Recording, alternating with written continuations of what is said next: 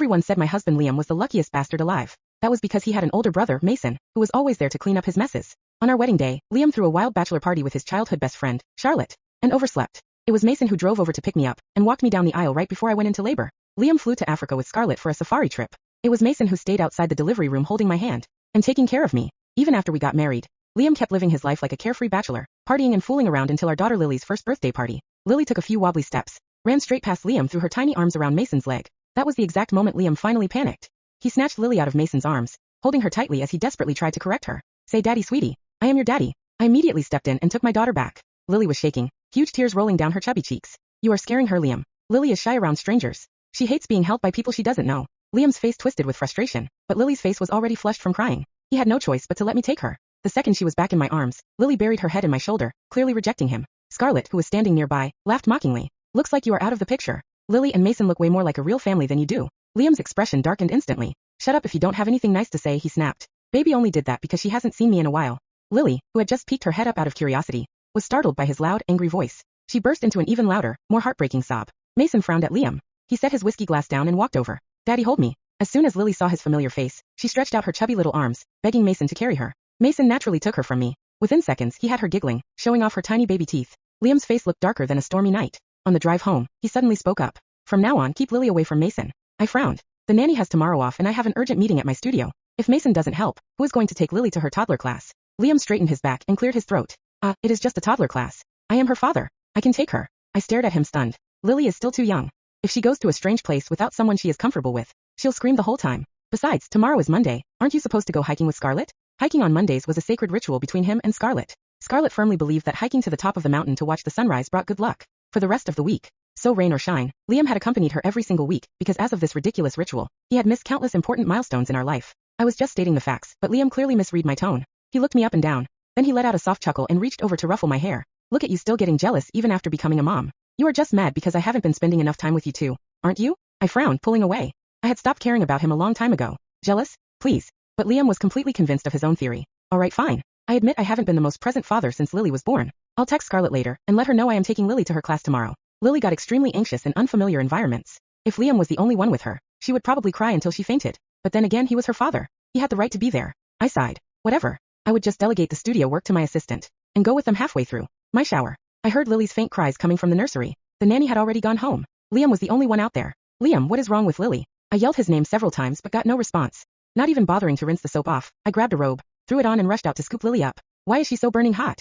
He, who had promised to watch her sleep so I could take a relaxing shower, was nowhere to be found. There was only Lily crying hysterically, her skin burning to the touch. She must have gotten startled earlier today, and with her cold from last week not fully gone, the fever had flared up again. My heart ached as I tried to soothe her. I wanted Liam to drive us to the hospital immediately, but after searching the entire house he was gone. I picked up my phone only to see a Snapchat message from him. "Chloe, something urgent came up at the office. I saw Lily was sleeping peacefully so I didn't want to wake you. Go to bed early after your shower. I'll pick Lily up for her class tomorrow morning." A wave of fury washed over me, nearly scorching my sanity. He went to the office. The man didn't visit his family's company more than 3 times a year. What could possibly be so urgent that it required his presence at midnight? But right now Lily was the priority. I took a few deep breaths, forcing my emotions down. The housekeeper and the driver had already left for the night. Frantic, I bundled Lily up in warm clothes and prepared to call an Uber. Just as I opened the front door, I ran into Mason, who was holding a bag of medicine. He had been worried that Lily's cold might worsen after crying so much today. He couldn't shake the worry, so he had bought some baby fever reducers to drop off. He hadn't expected me rushing out. "Chloe, what is wrong?" My voice cracked with panic. "Mason, we need to go to the hospital. Lily has a high fever and I am the only adult here." Hearing this, Jason immediately took Lily from my arms and ran toward his car. He ran several red lights and got us to the emergency room in record time. The ear doctor was absolutely furious with us. "How are you guys running this household? The baby's fever is almost 104 degrees, and you are only bringing her in now." I guiltily rocked Lily, who had cried herself worse. Meanwhile, Mason ran around paying the bills, filling out forms, and getting the medication. By the time the fever finally broke and Lily drifted off to sleep, it was past 3 a.m. Only then did I have a moment to thank him. "Mason, thank you so much. I am sorry to drag you into our mess again." There was exhaustion in Mason's eyes, but he still smiled warmly to comfort me. "Don't thank me, Chloe. Even if Lily weren't my niece, you are still the girl I watched grow up. It is my job to look after you both. Get some rest. Her 4 drip is almost done. I'll go grab the nurse to take the needle out." Right after Mason stepped out of the room, my phone buzzed with a notification from our Snapchat group chat. Scarlett had tagged me. "Chloe, you are not actually mad, are you? The guys and I joke around like this all the time. If it bothers you, I won't do it again." Immediately after, Liam sent a voice note to the group. "Do you hear that, Chloe? Scarlett is already apologizing. Drop the attitude." Frowning, I scrolled up to see what they were talking about. 2 hours ago, Scarlett had posted a video in the group and tagged me. "Liam lost a drinking game, so now he has to call me mommy for the night. It is just for tonight. I'll return him to you tomorrow." The The video was set in a dimly lit, noisy VIP booth at a club. Scarlett had her arm draped around Liam's shoulder, teasing him. You lost the bet, baby. Call me mommy. If you do it nicely, mommy might buy you another round to sober you up. The friends holding the cameras and Liam's frat boy buddies let out loud, obnoxious cheers and catcalls in the background. Mason, who had just walked back in with the nurse, caught a glimpse of my phone screen. His brow furrowed deeply, his eyes flashing with disappointment. Liam is getting entirely out of hand, Chloe. Don't worry. I will deal with him tomorrow. I shook my head, feeling completely numb. Don't bother. At the end of the day, it is my fault. I knew how irresponsible he was, yet I still left our daughter with him. My marriage to Liam wasn't just about the two of us. It was a strategic merger of the Bennett and Sinclair families. We couldn't just get a divorce over minor issues like this. Since a divorce would cause too much chaos for both families, there was no point in throwing a tantrum right now. I only cared about Lily. As for Liam, to me, he was just a man I occasionally shared a bed with. What the hell do you think you are doing? The next morning, I was jarred awake by Liam's furious booming voice. I opened my eyes only to realize that I had fallen asleep, resting my head on Mason's shoulder. Mason was asleep, too, his head leaning against mine. We looked incredibly intimate. Last night, the pediatric ward had been completely full, so Lily had to stay on a cot in the hallway. It was too late to transfer her to another hospital, so Mason and I had to squeeze onto the waiting room chairs to watch over her. Mason woke up at the sound of the yell, looking momentarily flustered. Liam, listen to me. Shut up. Liam wasn't listening. He raised his fist, aiming a punch straight at Mason's face. I stepped in with a cold face and slapped Liam hard across the cheek. Slap. Are you awake now? Do you know where you are? Have some respect for the patients and shut up. Not only Liam, but even Mason stared at me in absolute shock. Fury drained from Liam's face in an instant, replaced by a look of pathetic betrayal. You are acting all cozy with Mason, and now you are slapping me because of him? I rolled my eyes at him. Don't you and Scarlett touch each other all the time? Didn't you say it was just normal physical contact between friends? Liam was left completely speechless. After all, those were the exact words he had used on me countless times. Feeling too guilty to press the issue, he shoved Mason aside and squeezed next to me. I am her father. She got sick and you didn't even tell me. Instead, you called Mason an outsider. I looked at him like he was an idiot. Running into Mason was a coincidence. You are the one who explicitly forbade me from interrupting your boy's night out with Scarlett. I didn't care to watch his face turn pale. I turned around to check my daughter's temperature. Chloe, don't be mad. I know I messed up. Liam grabbed my wrist. I promise from now on, you and Lily are my #1 priority. Even his own parents wouldn't believe a lie like that. But Lily started crying just then, saving me from having to respond to his empty promise. For the next few days, perhaps out of guilt, Liam stayed home every day to take care of Lily. He took her to her classes, built blocks with her, fed her baby food. Their bond grew quickly. Lily started looking for him the moment she woke up. And the second Lily cried, Liam would immediately drop whatever he was doing to run to her. That day, I had an urgent matter to handle at the studio. Seeing that Lily was taking her afternoon nap, I told the nanny and Liam to watch her. Before leaving, I warned him repeatedly, keep her indoors. Don't let her catch a draft. And absolutely do not let her eat mangoes, peanuts, or anything she is allergic to. Liam nodded eagerly, promising he understood. Only then did I feel safe enough to leave. But before my meeting even ended, my phone rang. It was Liam, his voice trembling with panic. Chloe, you need to come to the hospital right now. Lily suddenly broke out in hives and won't stop screaming. We're on our way to the ER. My heart dropped. What happened? Did she touch or eat something she shouldn't have? Everything in our house was carefully selected to be allergen-free, and I had listed her allergies to him 1,000 times. Liam stammered over the phone. Lily woke up and wanted to go outside. Scarlett and the guys were hosting a yacht party, and I thought it would be fun for Lily to see the ocean. So the nanny and I brought her along. Then the nanny went to prep her bottle, and I was holding her, but I got caught up in a card game. And when I looked over, Scarlett was feeding her mango crepe cake. I didn't care about the meeting anymore. I grabbed my keys and ran to the parking lot. By the time I rushed into the ER, Lily's condition had stabilized. She looked so tiny on the hospital bed. The bruises on her forehead from her previous 4 drip hadn't even faded yet. Now she had a new needle in her tiny hand, tears still clinging to her eyelashes. Seeing Liam standing in the hallway, my fury boiled over. The second he opened his mouth to explain, a sharp slap echoed through the corridor. Liam's cheeks swelled up instantly. I pulled back my burning red palm.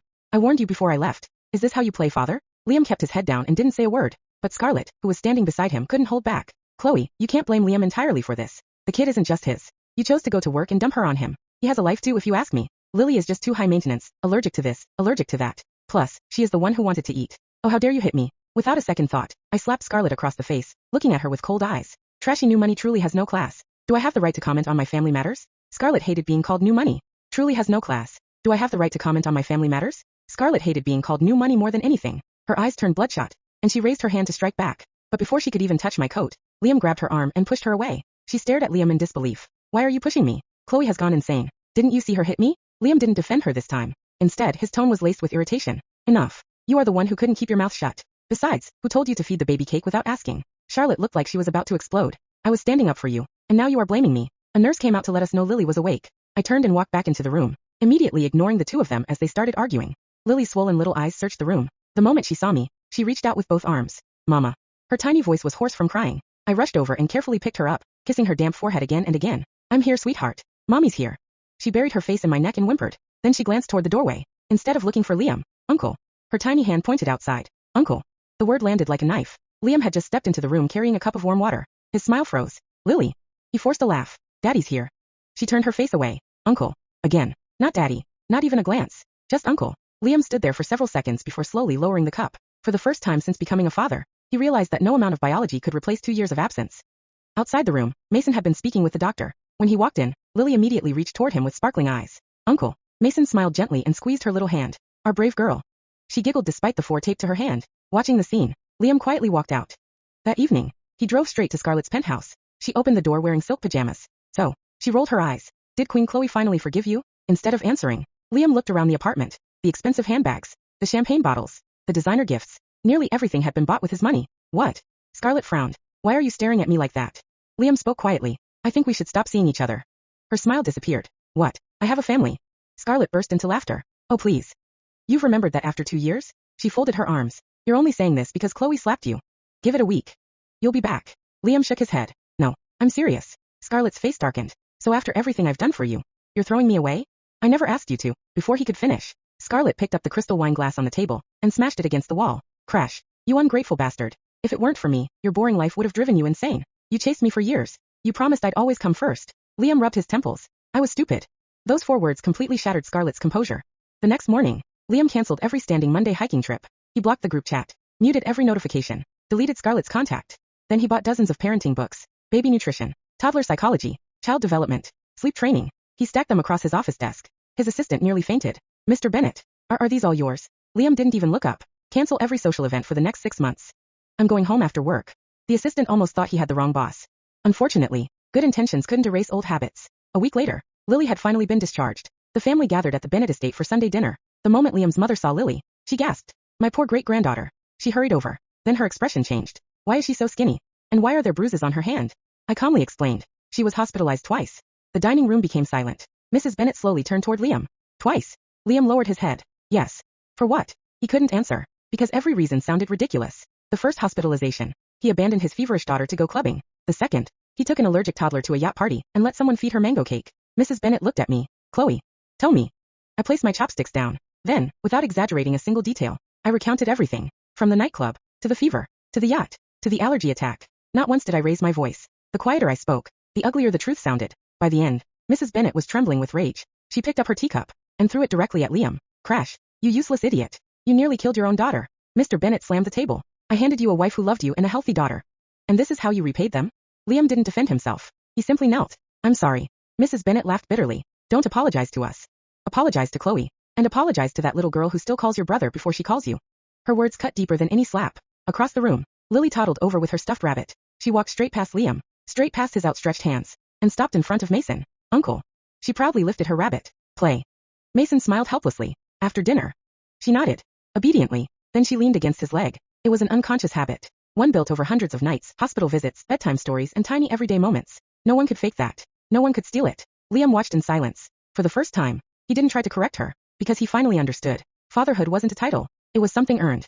Liam truly changed after that dinner. Every evening, he came home before sunset. He learned how to warm Lily's bottles to the exact temperature she liked. He memorized every allergy listed in the pediatrician's chart. He even took a first aid course for parents. Whenever Lily sneezed, he was the first to reach for the thermometer. The Bennett family watched in surprise. For the first time in years, Liam looked like a husband and a father. But rebuilding trust was far harder than changing habits. Whenever he reached out to carry Lily, she would instinctively look at me first. If I nodded, she'd reluctantly let him hold her for a few minutes. If Mason walked into the room, she would immediately wiggle out of Liam's arms. It happened so many times that even Liam stopped pretending it didn't hurt. One rainy afternoon, Lily scraped her knee while chasing bubbles in the garden. She burst into tears. Liam sprinted over.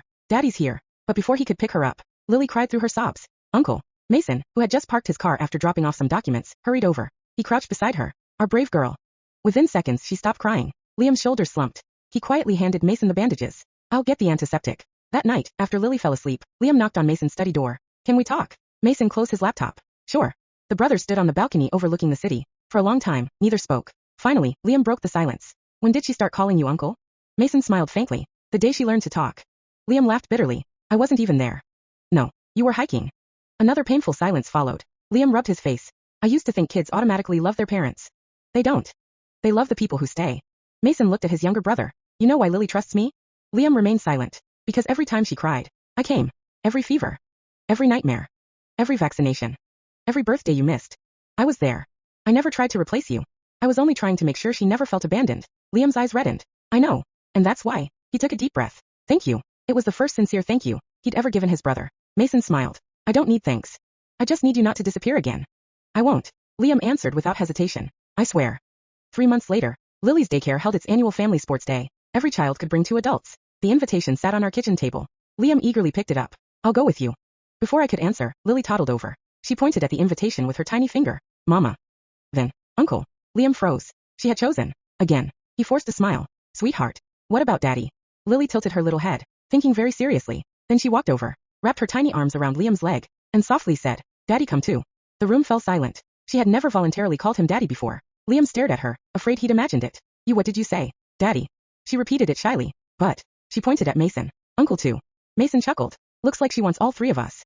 Lily nodded enthusiastically. Family. The innocent word made everyone smile, except Liam. His eyes filled with tears, because he understood exactly what Lily meant. She wasn't replacing anyone. In her little world, Mommy was Mommy, Daddy was finally becoming Daddy, and Uncle Mason was simply the person who had loved her long enough to become family. For the first time since she was born, Liam felt like he had finally been invited into his own daughter's heart. But neither he nor I noticed the figure standing outside the front gate. Scarlett. She had watched the entire scene through the iron fence. Her manicured nails dug into her palms until they bled. She had lost. Not because Chloe fought harder. Not because Mason interfered. She lost because Liam had stopped choosing her. Her lips curled into a cold smile. If I can't have you, then none of you are going to have this perfect little family. She pulled out her phone. A slow, sinister grin spread across her face as she dialed a number. I need you to investigate the Sinclair Group. I want every secret they've buried. And don't worry about the price. 3 days later, the Sinclair Group's public relations department erupted into chaos. Anonymous accounts suddenly flooded every social media platform with sensational headlines. The Sinclair's perfect marriage is a sham. Bennett heir secretly in love with another woman for years. CEO's daughter raised by her uncle instead of her father. Dozens of blurry photos accompanied the posts. Pictures of Mason carrying Lily. Pictures of him holding her hand at the hospital. Pictures of him pushing her stroller. Taken separately, they looked scandalous. Taken with malicious captions, they spread like wildfire. Within hours, reporters surrounded both companies. Neither the Bennett family nor the Sinclair family had expected someone to weaponize Lily. At the Sinclair headquarters, my assistant rushed into my office. Miss Sinclair, the board is asking for an emergency meeting. I calmly closed the design file on my computer. I'll be there. The conference room buzzed with whispers. One director frowned. The rumors are affecting our stock price. Another sighed. People are questioning whether the Bennett-Sinclair marriage is collapsing. Before anyone could continue, the conference room doors opened. Liam walked in. He looked exhausted. I'll handle this. A director scoffed. You caused it. Liam nodded. I know, and that's exactly why I'll fix it. That afternoon, without discussing it with anyone beforehand, Liam called a live press conference. Every major news outlet showed up. Reporters immediately bombarded him. Mr. Bennett, are you separating from your wife? Is Mr. Mason Bennett secretly Lily's real father? Did you have an affair with Miss Scarlett? Liam looked straight into the cameras. For years, I was a terrible husband. I was a worse father. The crowd fell silent. I neglected my wife. I missed my daughter's milestones. My brother stepped in because I failed. He didn't steal my family. He protected them. Every camera in the room flashed. I owe my brother more gratitude than I can ever repay. I owe my wife an apology that may take the rest of my life to prove. As for Miss Scarlett, he paused. We are no longer friends. Our relationship crossed boundaries that never should have been crossed. I take full responsibility. No one else. Not once did he shift the blame. Not onto me. Not onto Mason. Not even onto Scarlett. He accepted every ounce himself. The internet exploded. Many people still criticized him. But surprisingly, almost no one criticized Mason anymore. Instead, comments poured in praising him. The uncle who actually showed up. That's what a real man looks like. He protected his brother's family even after being misunderstood. Meanwhile, Scarlett sat in her luxury apartment watching the live stream. Her wine glass shattered in her hand. What is wrong with him? She had expected Liam to deny everything. To blame Chloe. To blame Mason. Instead, he had publicly admitted his own failures. He had completely destroyed the narrative she wanted. Just then, her phone rang. It was the private investigator she had hired. Miss Scarlett. We found something. She smiled again. I knew it. What did you find? The investigator hesitated. Not about the Sinclairs. We found something about you. Her smile slowly faded. What are you talking about? We uncovered several financial transfers. The tax authorities are already requesting documents. And there appears to be evidence someone used shell companies to hide gifts and luxury purchases. Scarlett's expression froze. Who reported it? I don't know. The call ended. Her hands started shaking. Someone had beaten her to it. That same evening, Mason knocked on my office door. I thought you'd want to see this. He handed me a thin folder. Inside were bank statements, gift receipts, property transfers, luxury watches, designer jewelry, sports cars, nearly everything Liam had ever bought for Scarlett. But every page also contained another document. Invoices, wire transfers, company reimbursements. Some of those gifts had been disguised as business expenses. I slowly looked up. Who found all this? Mason smiled faintly. I didn't. The Bennett family did. They've decided they've cleaned up after Liam long enough. He closed the folder. This time, they're cleaning up the mess properly. Across town, Scarlett's front door burst open. Financial investigators stepped inside with a warrant. She stumbled backward, her face turning paper white. What is this? The lead investigator held up the documents. We're investigating suspected tax fraud, fraudulent reimbursements, and financial misconduct. Miss Scarlett, you'll need to come with us. For the first time in years, there was no Liam standing in front of her. No Bennett family shielding. No one left to clean up her mess. Scarlett laughed. Not a normal laugh. The wild, desperate kind that echoed through the empty penthouse. As the investigators escorted her downstairs, reporters swarmed the lobby. Flash, flash, flash. Miss Scarlett, did you misuse company funds? Did Mr. Bennett pay for your luxury lifestyle? Did you deliberately leak false rumors about a child? The questions came faster and faster. She snapped. You idiots. It wasn't supposed to happen like this. It was Chloe's fault. It was Mason's fault. It was Liam's fault. They ruined my life. She shoved through the crowd and sprinted toward the street. Miss Scarlett, stop. She didn't. She ripped off her heels and ran across the rain-soaked pavement, her mascara streaming down her face. I'll make them regret this. She never noticed the massive fountain in the center of the plaza. Her foot hit the slick marble edge. Her balance disappeared. She pinwheeled wildly, arms flailing in every direction. No, splash. She landed squarely in the decorative fountain. The reporters instinctively kept filming. The city's iconic bronze dragon statue towered above the fountain. At that exact moment, the timed water show began. The dragon's mouth blasted an enormous jet of water. Whoosh. The pressure sent Scarlett spinning backward like a cartoon villain. She grabbed for the dragon's tail. The decorative tail broke off in her hands. Crack. The enormous dragon head, already weakened by years of weather, shifted. Everyone looked up. Oh no. The statue tipped, leaned, and with a deafening metallic groan, crash, the dragon's head smashed into the fountain beside Scarlett, exploding into a spectacular wave of water, stone, and sparks from the fountain lights. The entire plaza went silent. When the spray settled, Scarlett was sitting waist deep in the water, covered in green algae lily pads, and the dragon's broken fake mustache. She wasn't dead. She wasn't even seriously hurt. But every camera had captured the most humiliating moment of her life. Within an hour, the clip was everywhere. Dragon rejects local villain. Main character syndrome meets public fountain. Scarlett's final boss fight. Lost to landscaping. The memes never stopped. Every job offer vanished. Every social invitation dried up. Even the people who had once chased her for photos crossed the street to avoid being seen with her. Months later, she quietly moved overseas, her name becoming nothing more than an internet punchline. A year later, Lily celebrated her second birthday. This time, Liam didn't miss a single second. He helped decorate. He baked a lopsided birthday cake that somehow listed to one side. He wore the ridiculous bunny ears Lily insisted on. When she blew out the candles, she looked around the room with a huge grin. Mama. She hugged me. Daddy. She ran into Liam's arms. Uncle. She dragged Mason over by the hand. The three adults looked at one another and laughed. Liam turned to his older brother. I spent years thinking you were stealing my place. Mason smiled. I was only keeping it warm. Liam's eyes grew damp. Thank you for never giving up on them. And thank you, Mason replied, for finally showing up. Lily clapped her tiny hands. Family picture. Everyone gathered together. Just before the camera flashed, Lily proudly declared, I have the best mommy, the best daddy. She wrapped one little arm around Mason's leg. And the best uncle. Flash. The photograph captured exactly what the Bennett and Sinclair families had become. Not perfect, not unchanged, but finally honest. And for the first time in a very long time, it truly looked like home.